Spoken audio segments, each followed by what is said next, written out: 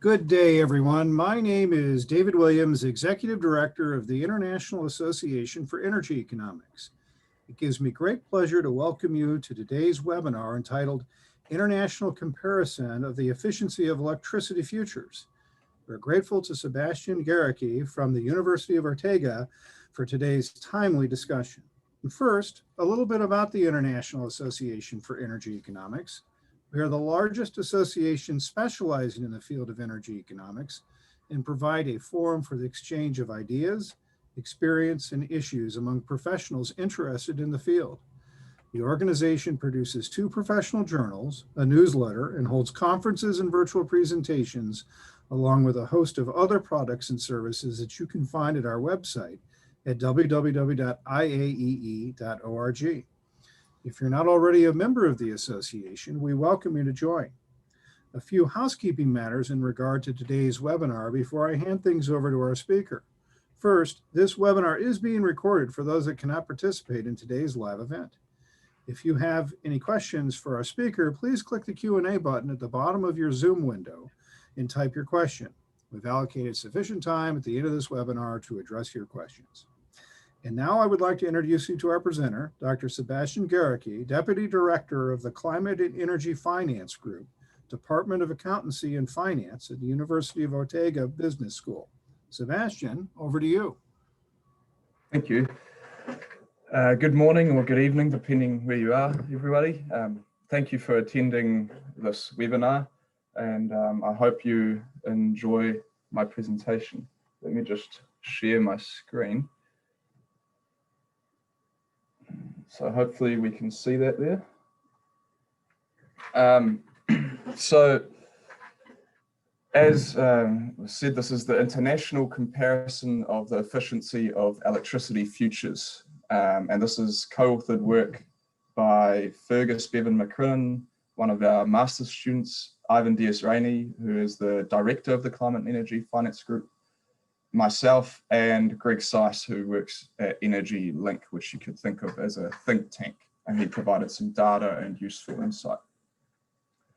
So just to sort of outline the project in one slightly long sentence is that through a study of international electricity markets, we find that electricity futures markets efficiency is time varying, improving with market maturity, and related to risk and liquidity factors. So as these markets get older, they seem to become more efficient, and the time series of these efficiency measures is related to risk and liquidity.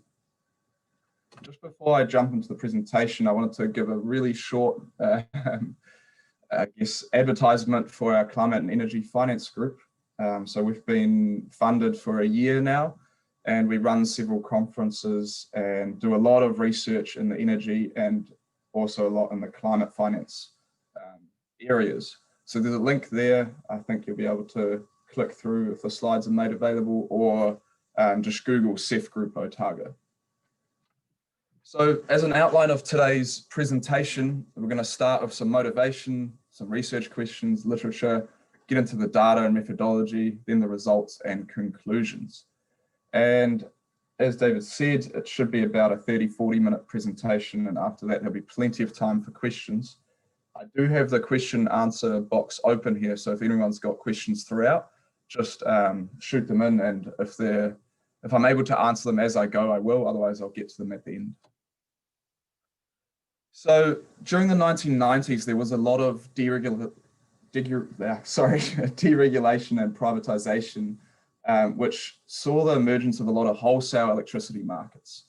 And this was then followed by electricity derivatives such as forwards, futures, and options markets. And compared to other commodity markets, electricity prices are much more volatile and exhibit more jumps. So therefore, using futures to hedge is even more important in these markets. And in order for those futures to be good for hedging, they need to be efficient, which is why we look into the efficiency of futures contracts around the globe. And, you know, over the last sort of decade, several of these electricity derivatives, specifically futures markets, have developed. And so now we actually have enough data to do a comparative study.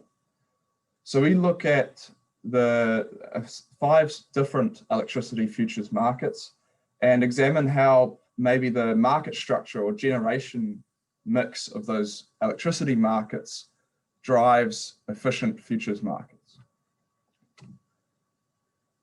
And, Carlton 1984 essentially said that futures contracts are more cost-effective electricity price hedges than forwards. And, they're exchange traded, so they're a lot more accessible. And they also provide access for speculators. And therefore, these collective trader predictions of all the different market participants should create a good forecast of spot prices. So that's one of the other ways we look at efficiency of these futures contracts. And then we actually look at a time series of efficiency measures, which allows us to explore what might be driving, improving or decreasing efficiency. Is it market maturity? As the market ages, does it become more efficient? Or is it risk and liquidity factors? As those vary, does efficiency vary also? So essentially in the study, we look at 5 electricity markets, very liberalized large markets. First, Australia, then Germany, New Zealand, the Nordic region node, and a United States market. And we want to answer essentially 3 questions. Are international electricity futures markets efficient, or at least becoming efficient, right? As they grow older and more mature, as traders become more educated or more used to the markets and the way the structures work, are these markets becoming more efficient? Also, what market design, comparing across the different markets with different specifications, what market design is associated with efficient hedge markets? And, this is quite valuable from a regulatory or policy-making perspective. For example, after the successful pool markets in Australia and New Zealand, then Singapore has launched an electricity futures market in 2015, following Australia and New Zealand's trials, I guess. And the last question is, do risk and liquidity factors drive electricity futures efficiency? So it's all around electricity futures efficiency and what drives that efficiency. Is it just the market becoming older, or is there some other factors at play? And so to get a little bit into the literature, so literature in general futures, on electricity futures benefits show that they mitigate market power, and market power can lead to inefficiencies. So that's by Borenstein et al. 2002. Then Isabel and Crampton 2010 show that electricity futures reduce risk for both the supply and the demand side, because they can both hedge against price volatility, which again we'll see is quite prevalent in electricity markets. Also, electricity futures markets can lead to lower spot prices and spot price volatility for pool markets, shown by Kalantzis and Melonas 2013. But in order to reap these stated benefits, or these benefits that have been found, the futures should display evidence of efficiency. And this is because efficiency is associated with lower information costs, providing an unbiased forecast of future spot prices, and trust in the market. So you need those things for the market to be good for hedging, and this can all be measured through efficiency. So then some other papers find that generation mixes that are associated with greater volatility may encourage more activity in the corresponding futures market, leading to greater efficiency. So if the spot price is more volatile, then there may be more activity in the futures price, right? More hedging, which might then lead to greater efficiency or better forecasts. Mayer and Trick, 2018, also show that is the only other study of international electricity markets. However, they focus on spot markets, whereas we focus on futures markets. And they show that different market characteristics affect spot volatility. That's sort of the main gist of their research. Then Steinert and Zeal, 2019, show that combining futures prices with model forecasts vastly improves the predictability of electricity spot prices in Germany and Austria. So this is essentially saying that futures prices add some information about future electricity prices, which is quite intuitive, and we will test that also in this paper. So there's three main streams through which we look at efficiency, right? So here's some literature on how these have been used to look at futures efficiency outside of the electricity market, right? So the first one is the unbiasedness hypothesis, like Black 1986 and others. And essentially it says that the current future price is an unbiased predictor of the underlying spot price at maturity. And this would be consistent with the weak form of efficiency from Farmer 1970. We then also have the random walk hypothesis. So from Farmer's 1965 paper, he suggests that one would expect an efficient futures market to provide a more accurate forecast of future spot prices than a naive forecast, right? Such as a random walk without drift. So this is something we'll also test. And lastly, Chin and Corbin look at the forecasting error of futures contracts, which is estimated using a rolling window in order to explore the time series of efficiency, right? When we look at the unbiasedness hypothesis and the random walk hypothesis, the regressions and tests we run there are kind of across the whole sample or subsamples, whereas the rolling window forecasting error approach allows us to look at a daily time series and then try and explain the movements in that time series. Now, there has been some research that's been done using these approaches in either a single electricity market or in spot markets, etc., but not across an international sample like we're doing.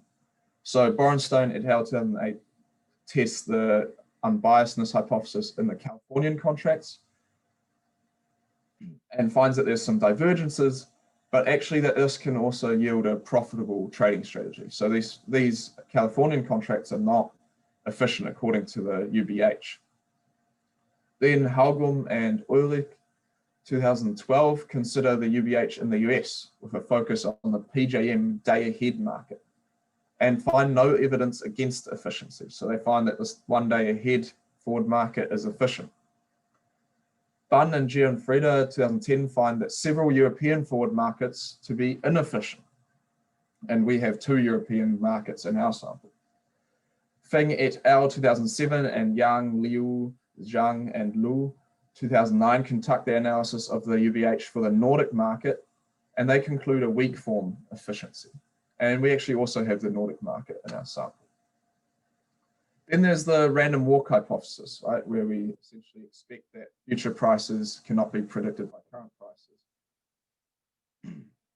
or that futures prices predict the spot price better than the current price. And so Shorkey et al. 2003 test the random walk hypothesis and the corresponding fair game properties in the Californian contracts and show, again, evidence of weak form efficiency. Then Higgs and Worthington and this other paper by Alvarez Ramirez and Escarella Perez reject the random walk hypothesis in the Australian and Canadian markets. So we can see that across these different studies, they all have slightly different approaches. There's different results for different markets. So what we wanted to do is look further into what is driving this. Is it market structure or maturity, or can we explain the time series? And when it comes to explaining the time series, we need to look at this forecasting error approach, which has also been implemented in the literature. For example, Goz and Avzar and Goz apply this test in the context of the Australian and Californian markets. And they found overall inefficiency with short periods of efficiency. So this forecasting error approach allows us to look at the time series. So when they look at this time series, they find that most of the time, the markets are inefficient, but there is some periods of efficiency in there, or some periods where the futures forecast the spot prices well. Then Chin and Corbion, 2014, find that market efficiency is time varying and that it actually mostly improves as the markets mature. And they further find that this is related to risk and liquidity factors. So this will be quite similar to what we end up finding in this paper. So here are the 5 markets that we look at, as I said before: Australia, Germany, the United States, where we just focus on the PJM Interconnection, the Nordic region, and New Zealand. And you can see the various data sources there. And throughout our study, we only look at the nearest maturity contracts, right? So those are either monthly or 1 month maturity or less, or the quarterly contracts of 1 quarter or 3 month maturity or less. So let's talk about how we test these different hypotheses. So essentially we test the unbiasedness hypotheses through the following change regression. So here we have the change in the final spot price, the change in the spot price from small t, so today, up until big T, which is the futures maturity. Then just have a constant in beta 1 times.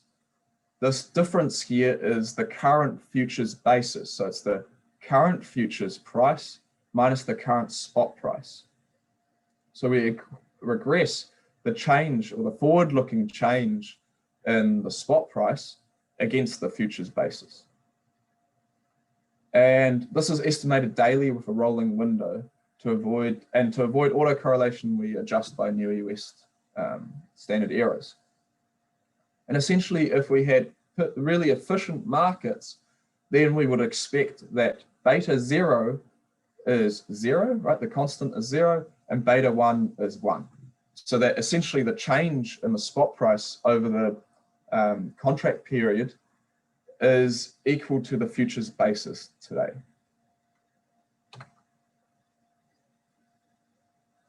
We then also look at the random walk hypothesis, and we follow a couple of papers, and we essentially look at the predictive quality of the contracts under consideration through comparing it to alternative predictors, right? And the random walk element is in there because the alternative predictors are just spot price. So this forecast variable here is either the futures price, right? That's hopefully our best predictor if the markets are efficient or somewhat efficient. And then we have the 3 definitions of the spot price. Either we have the spot price on day T, or we have the spot price over the last 30 or 90 days, depending on whether the futures contract is a monthly or quarterly contract, or we have the average spot price over the delivery period up until now. And the reason that is because these contracts actually settle not on the spot price at maturity, but on the average spot price over the delivery period. So that actually makes for us the most realistic spot price for these futures contracts, or the best price for the underlying, would be this average spot price over the last month or quarter. But we use all 3 as alternative forecast of the future spot price at the futures maturity and compare that against the futures price. Now, one would expect that if the futures market is efficient, it should provide a more accurate forecast of spot prices than this naive forecast, which is we're just using the spot price. And so that's following Chin and Koivion 2014. And we also add in there the maturity of the futures contract to control for that. Lastly, we want to look at the time series of efficiency. And as explained by Chin and Koivion 2014, that paper in the previous slide that gave us this methodology, conducting the analysis of electricity futures market efficiency over the whole period ignores potential time variations throughout, right? We might just end up averaging out some interesting information. And we also want to see that if whether the market shows increasing efficiency as it matures, right? So throughout the sample period. So here we estimate the previous regression, this regression here, to estimate our forecast using the futures price as our forecaster. Right? We come up with a forecast error every day using a 3-year rolling window.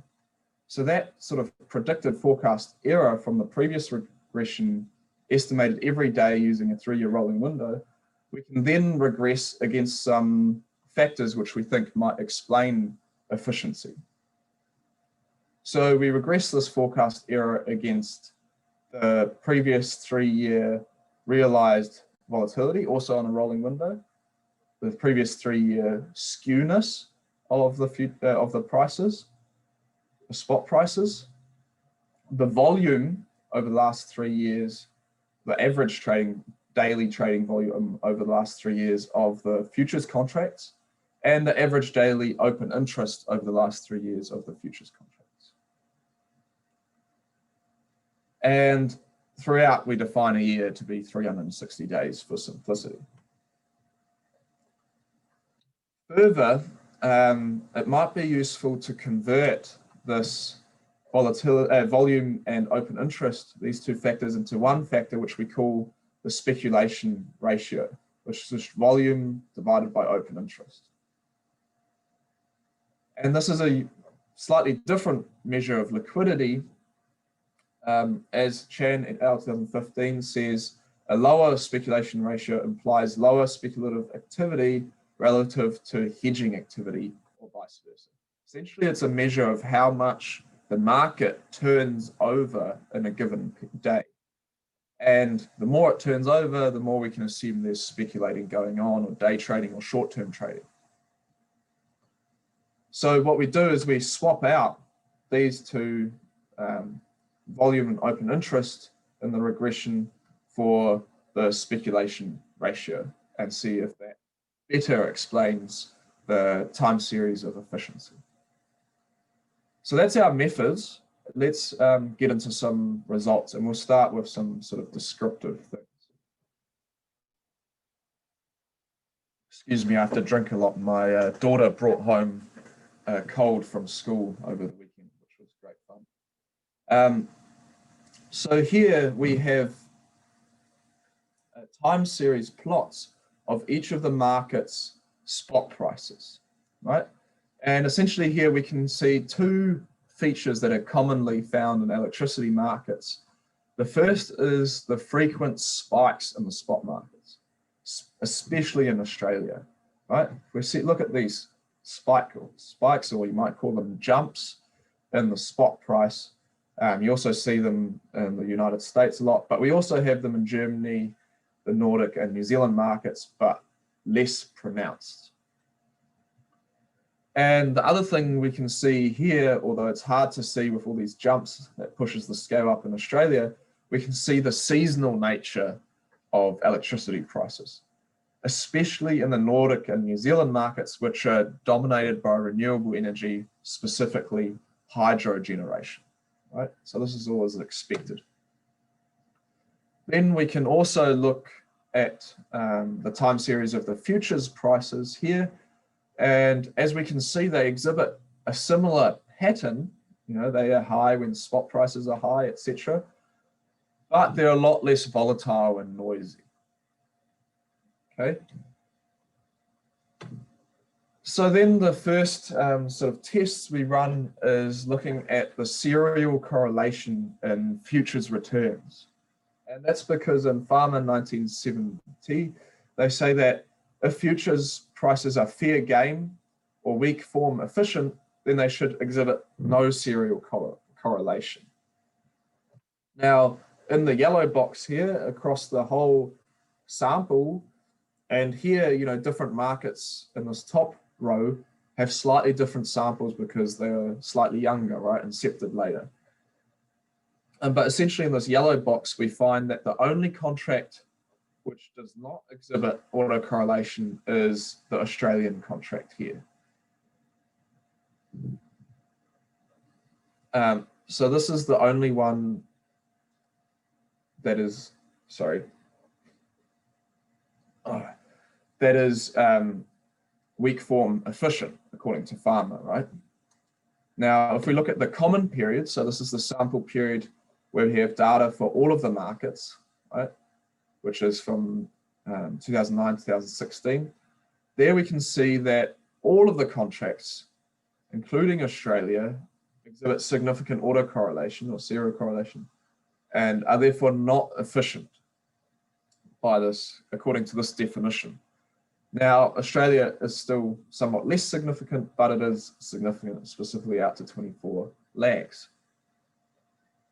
Then in this green box, we can see that this is actually driven by the more recent half of the sample, right? So these are the two halves of the sample, 2009, 2012, or 2012, 2016. And we can see that Australia exhibited no serial correlation and then exhibited zero correlation. So that would almost indicate to us that Australian markets might be becoming less efficient, according to this quite simplistic definition. And lastly, both of the German contracts seem to be showing signs of improving efficiency, right? We can see they're highly serially correlated in the first half of the sample, but much less so in the second half, indicating they might be becoming more efficient. So let's move on to our unbiasedness hypothesis results. Remember, that's when we estimated this change regression, where this is the change in the spot price from small t to the maturity of the futures contract big T, regressed against the futures basis today.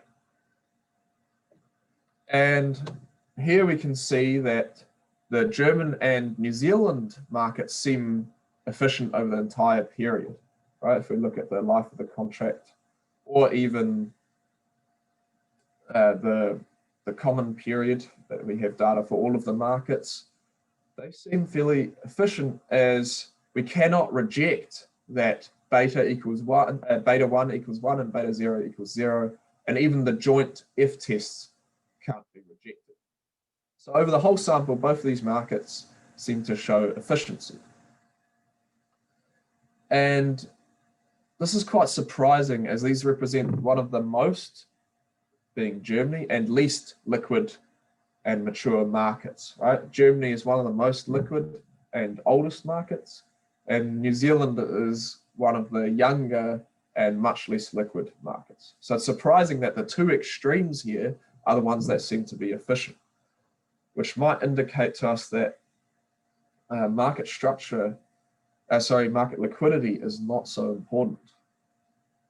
And we can also see in the subsample, right, the two halves of the sample analyzed, we can see that the German and New Zealand futures markets were not very efficient and have now become efficient. So that hints at this idea that as markets become more mature, they seem to become more efficient. And it seems that Australia is also improving, as we cannot reject beta is equal to 1. Right? So there's some weak form efficiency building in the second half of the Australian sample there. So then, So then looking at the comparison of the futures, of the forecast errors of using futures contracts to, futures prices to forecast the spot price versus using the current spot price across the three definitions. So what we have is, first of all, we've got two samples, the life of the contract or the common period.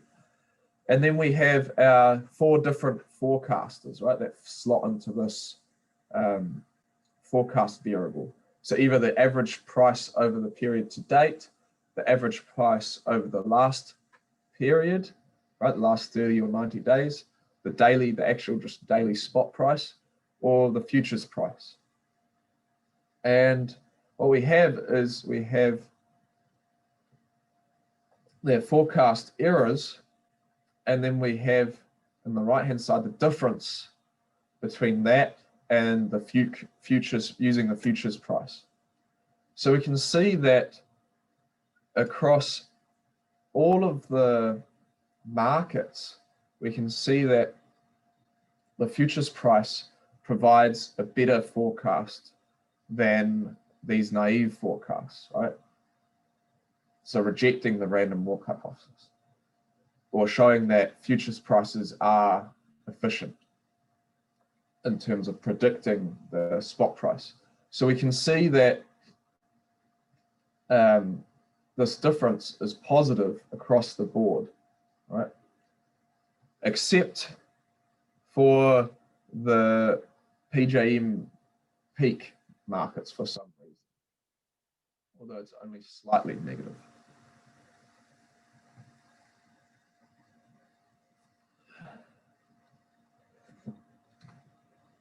And we find that the forecast error over the life of each contract to be the largest in New Zealand contracts. And Australia is also larger than Germany and Nordic. And this is kind of what we would expect, right? We would expect to see futures prices in larger and more mature markets to have greater predictive content, right? So the German and Nordic markets should outperform the New Zealand and Australian. And we can see that there with the smaller forecast errors. PJM is kind of an outlier here. Right, so despite the PJM being one of the most liquid markets, prices in these contracts, prices in these contracts, I'll try again. Prices in these contracts also have the second least predictive content, trailing only New Zealand. And that might be due to less speculation in the PJM markets. Now, if we look at the sub-periods, we would expect these forecast errors of the futures contracts to decrease as the market matures, right? So first half of the sample to the second half of the sample. And what we can see here is that that in fact does happen across all of the markets, right? From 11 to 5, 2 to 1.8, and so on. They seem to be becoming more efficient, except for the PJM or the US electricity markets. Now what we do is we estimate this forecast error using the futures price, the 3-year rolling window, and plot the time series. And as we can see, all of the markets except the United States, the PJM markets, are exhibiting this sort of downward trend in forecast errors, essentially showing that their efficiency is improving. However, there does seem to be quite a bit of time variation in this efficiency measure. So we need to be careful with examining these mean results from the previous tables.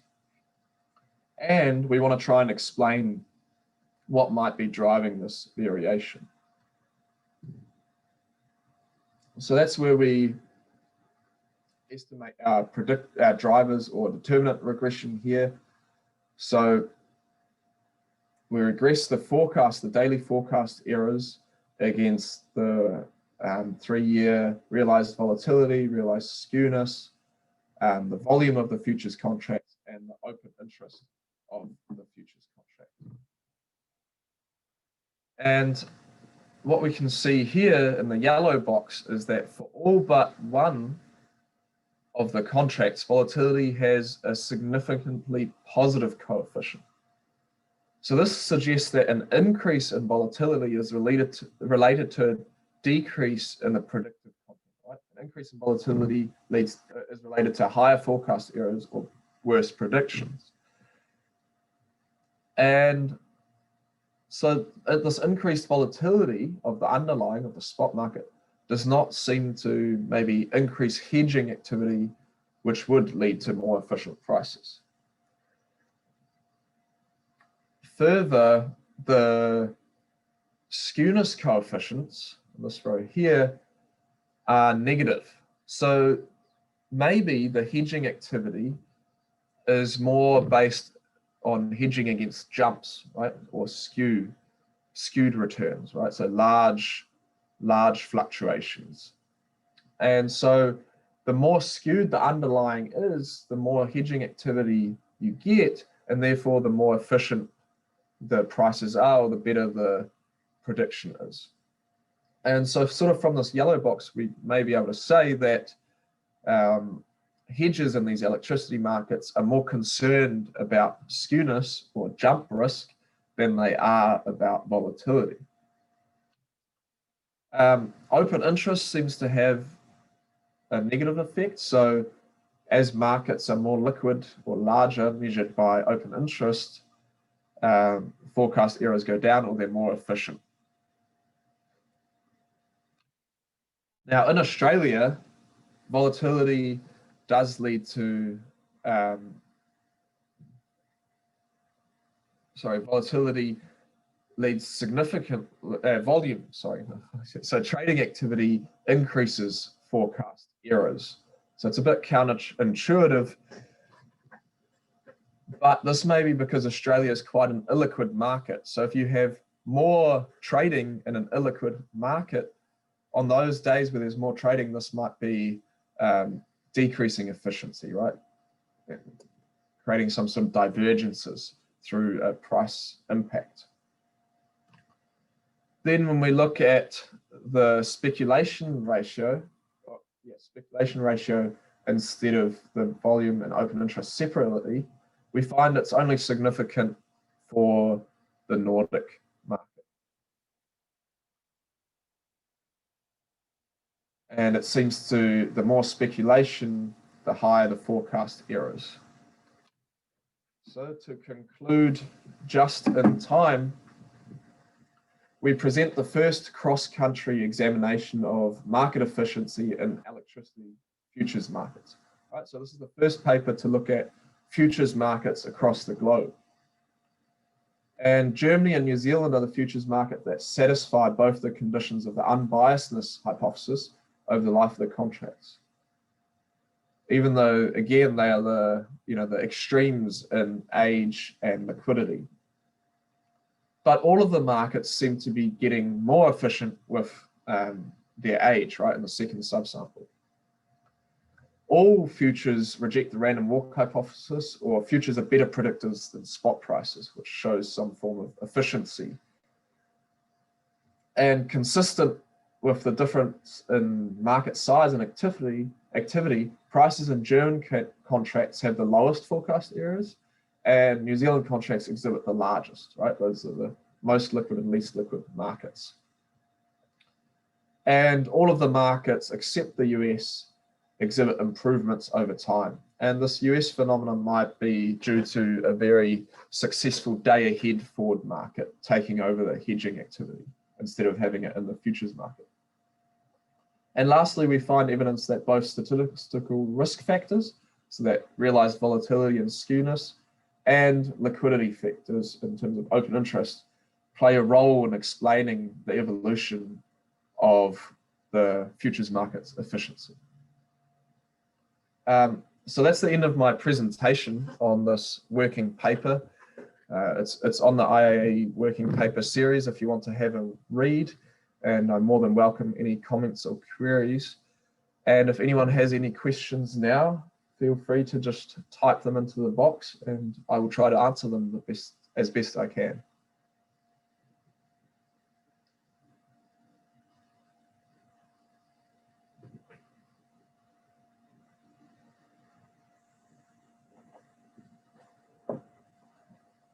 So it looks like nobody has any questions. Must have done a really good job explaining everything. Hopefully we'll get published quite easily too then. Okay, in that case, I'll pass back to you. IAEE wishes to thank Sebastian Garrica for an outstanding webinar. This webinar will be available on IAEE's website for future download. If you are not a member of IAEE, we encourage you to join by visiting www.iaee.org. We thank you for attending, and I officially close this webinar.